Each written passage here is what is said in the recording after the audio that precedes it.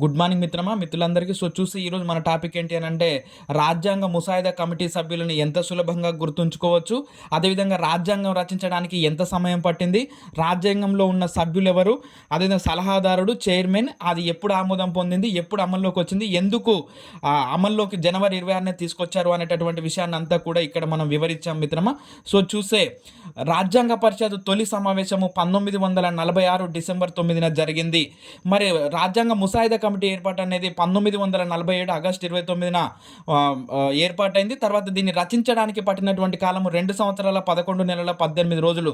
మొత్తం ఖర్చు వచ్చేసి 64 లక్షలు ఖర్చు అయింది రాజ్యాంగం రచించడానికి. రాజ్యాంగానికి చిహ్నంగా ఏనుగును తీసుకున్నారు.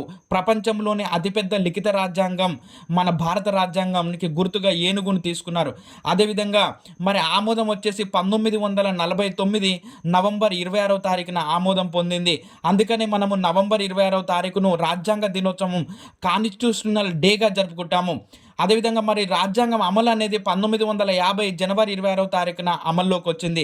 జనవరి 26ని మనం గణతంత్ర దినోత్సవం రిపబ్లిక్ డేగా జరుపుకుంటాము. ఇటీవల 77వ గణతంత్ర దినోత్సవ వేడుకలు కూడా మనం పూర్తి చేసుకున్నాము. మరి రాజ్యాంగ ముసాయిదా కమిటీ చైర్మన్గా డాక్టర్ భీమ్రావ్ రామ్జీ అంబేద్కర్ గారు వ్యవహరించారు. ముసాయిదా కమిటీ సభ్యులను ఫస్ట్ ఇలా ఈజీగా గుర్తుపెట్టుకోవడానికి ప్రయత్నం చేయండి మిత్రమా. KMM, AKA, NGA, BLM, MS, DPK. KMM, AKA, NGA, BLM, MS. ఈ బిఎల్ఎం ప్లేస్లో ఎం అనేది గుర్తుపెట్టుకోండి, డిపికే ప్లేస్లో టీటీ అనేది గుర్తుపెట్టుకోండి. రైట్, ఇప్పుడు మనం వీటి ఫుల్ ఫామ్ చూసుకుంటూ వస్తే కన్యాలాల్ మాణిక్లాల్ మున్షి, ఇతన్ని మనము కేఎం మున్షి అని అంటాం. ఇతను మాజీ గృహశాఖ మంత్రిగా పనిచేశాడు. ఇతను బాంబే నుంచి ఎన్నికయ్యాడు, కన్యాలాల్ మాణిక్లాల్ మున్షి. అదేవిధంగా రెండోది వచ్చేసి ఏకేఏ అల్లాడి కృష్ణస్వామి అయ్యర్. ఈయన అడ్వకేట్ జనరల్గా పనిచేశాడు. ఈయన మద్రాసు నుంచి ఎన్నికయ్యాడు. అదేవిధంగా మూడో వ్యక్తి ఎన్ గోపాలస్వామి అయ్యంగార్. ఈయన జవహర్లాల్ నెహ్రూ మంత్రిమండలి సభ్యులు. ఈయన జమ్మూ కాశ్మీర్ నుండి ఎన్నికయ్యాడు. నాలుగో వ్యక్తి బిఎల్ మిట్టల్. ఈయన పూర్తి పేరు వచ్చేసి బన్వరీలాల్ మిట్టల్. ఈయన మాజీ అడ్వకేట్ జనరల్గా పనిచేశాడు. అదేవిధంగా ఈయన రాజీనామాతో బిఎల్ మిట్టల్ రాజీనామా చేయడంతో మాధవరావు వడోదర మహారాజ్ అయినటువంటి న్యాయ సలహాదారుగా ఉన్నటువంటి మాధవరావు బిఎల్ మిట్టల్ రాజీనామాతో ఈ ముసాయిదా కమిటీ సంఘంలోకి వచ్చాడు. అదేవిధంగా మహమ్మద్ సాదుల్లా, ఈయన అస్సాం మాజీ సీఎం. అదేవిధంగా ఈయన ముస్లిం లీగ్ సభ్యుడు మహమ్మద్ సాదుల్లా. ఆరో వ్యక్తి వచ్చేసి డిపి ఖైతాన్. ఇతని పూర్తి పేరు వచ్చేసి దేబీ ప్రసాద్ ఖైతాన్. ఈయన న్యాయవాదిగా పనిచేశాడు. డిపి ఖైతాన్ మరణించడంతో టిటి కృష్ణమాచారి ఈయన ముసాయిదా సంఘంలోకి వచ్చాడు. అంటే టిటి కృష్ణమాచారి పూర్తి పేరు వచ్చేసి తిరువెల్లూరు తట్టై కృష్ణమాచారి. ఈయన మద్రాసు నుండి ఎన్నికయ్యాడు. మరి రాజ్యాంగ సలహాదారుడు వచ్చేసి శ్రీ బెనగల్ నరసింగరావు గారు సాధించినటువంటి ఘనత ఏంటి అని అంటే ఈయన 1950వ సంవత్సరంలో అంతర్జాతీయ న్యాయస్థానంలో భారతదేశం నుండి మొట్టమొదటి న్యాయమూర్తిగా నియమించబడినటువంటి వ్యక్తి శ్రీ బెనగల్ నరసింగరావు గారు. మరి మనకు అంతర్జాతీయ న్యాయస్థానం ది హేగ్ నెదర్లాండ్ దేశంలో ఉంది. అదేవిధంగా ఈ విధంగా మనము రాజ్యాంగానికి సంబంధించినటువంటి పూర్తి సమాచారం ఇక్కడ వచ్చింది చూడండి మిత్రమా.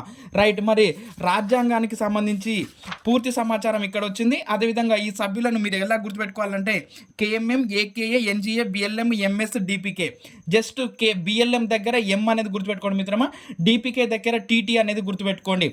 మనల్ని అడిగినటువంటి క్వశ్చన్ ఏంటి అని అంటే మిత్రమా, ఎవరి రాజీనామాతో మాధవరావు ముసాయిదా కమిటీ సంఘంలోకి వచ్చాడు అనేటటువంటి విషయాన్ని మనకు క్వశ్చన్లో అడిగాడు. కాబట్టి ఇది గుర్తుపెట్టుకోవడానికి ప్రయత్నం చేయండి మిత్రమా.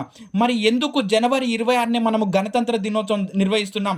మరి 1949 నవంబర్ 26వ తారీఖున ఆమోదం పొందినటువంటి భారత రాజ్యాంగాన్ని 1950 జనవరి 26వ తారీఖు దాకా ఎందుకు వెయిట్ చేశారని మనం చూస్తే ఇది మనకు 8th క్లాస్ టెక్స్ట్ బుక్లో ఇచ్చాడు మిత్రమా. చూడండి, మనకు 1929లో లాహోర్లో జరిగినటువంటి ఐఎన్సి సమావేశానికి మనకు జవహర్లాల్ నెహ్రూ అధ్యక్షత వహించాడనమాట. ఆ 1929 ఐఎన్సి సమావేశంలో ఏం చేశారు అని అంటే జనవరి 26వ తారీఖును సంపూర్ణ స్వరాజ్య దినోత్సవంగా నిర్వహించారనమాట. దీనిని దృష్టిలో పెట్టుకొని ఆ జనవరి 1929 ఐఎన్సి సమావేశంలో జనవరి 26న సంపూర్ణ స్వరాజ్య దినంగా నిర్వహించారు. కాబట్టి దానిని దృష్టిలో పెట్టుకొని మనకు 1950 జనవరి 26వ తారీఖు నాడు మనకు భారత రాజ్యాంగం అమల్లోకి వచ్చింది. మరి గణతంత్ర అంటే ఏంటి అని అంటే భారతదేశ ప్రజల చేత ఎన్నిక కాబడినటువంటి వ్యక్తి మాత్రమే దేశానికి అధినేతగా ఉంటాడు. వారసత్వంగా వచ్చేటటువంటి వ్యక్తి, వారసత్వంగా పదవిలోకి వచ్చేటటువంటి వ్యక్తి భారతదేశానికి అధినేతగా ఉండలేడు అనేటటువంటి విషయం చెప్తుంది మనకు గణతంత్ర అనేటటువంటి పదము. అంటే సార్వభౌమాధికారము ప్రజల చేత ఎన్నిక కాబడినటువంటి వ్యక్తి చేతిలో ఉంటుంది, అంతే తప్ప వారసత్వంగా ఉండదు అనేటటువంటి విషయాన్ని మనకు గణతంత్ర అనేటటువంటి పదం చెప్తుంది. దీని పూర్తి సమాచారము ఆ భారత రాజ్యాంగ పీఠికలో ఉన్నటువంటి ప్రతి పదానికి అర్థము మరొక వీడియోలో అందిస్తాను మిత్రమా. మన వీడియోను తప్పకుండా లైక్ చేయండి, షేర్ చేయండి, సబ్స్క్రైబ్ చేయండి మిత్రమా.